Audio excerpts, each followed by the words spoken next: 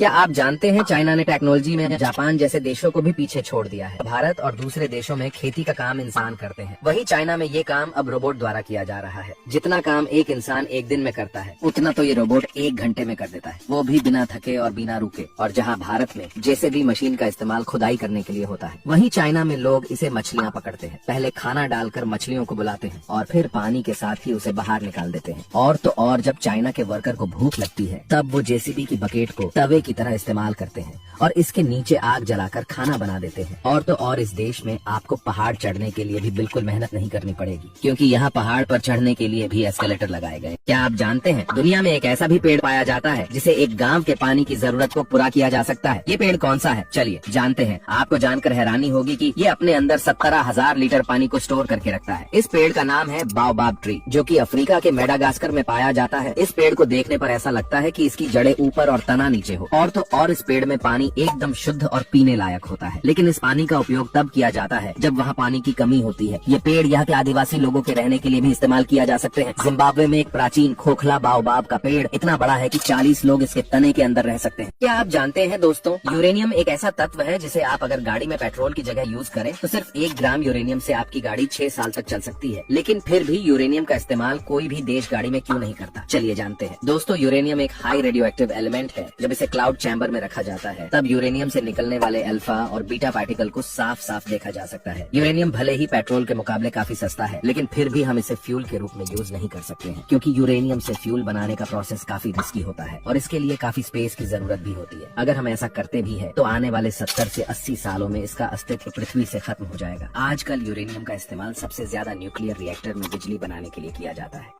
क्या आप जानते हैं दोस्तों, एक पनडुब्बी समुद्र की इतनी गहराई में रास्ते का पता कैसे लगाती है? क्योंकि पनडुब्बी समुद्र में 600 मीटर से ज्यादा गहराई पर चलती है और समुद्र की इतनी गहराई में सूरज की रोशनी भी नहीं पहुंच पाती है। लेकिन फिर एक पनडुब्बी बिना किसी से टकराए कैसे चलती है, चलिए जानते हैं दोस्तों। पनडुब्बी समुद्र के अंदर रास्ते का पता लगाने के लिए सोनार टेक्नोलॉजी का इस्तेमाल करती है। सोनार टेक्नोलॉजी साउंड पर रिलाय करती है। सोनार टेक्नोलॉजी 2 तरह की होती है, एक्टिव सोनार और पैसिव सोनार। जहाँ एक्टिव सोनार में पनडुब्बी की तरफ से आवाज निकाली जाती है और जब वो आवाज पानी के अंदर ट्रेवल करके किसी भी चीज से टकराकर वापस आती है तो उसके वापस आने में लगने वाले टाइम से दूरी का पता लगाया जाता है और आगे कौन सी चीज है उसका भी पता लगाया जाता है। और पैसिव सोनार टेक्नोलॉजी में पनडुब्बी खुद आवाज नहीं निकालती है, बल्कि दुश्मन की पनडुब्बी या जहाज के इंजन और प्रोपेलर के साउंड को डिटेक्ट करती है और पता लगाती है कि दुश्मन की पनडुब्बी या जहाज कितनी दूरी पर है।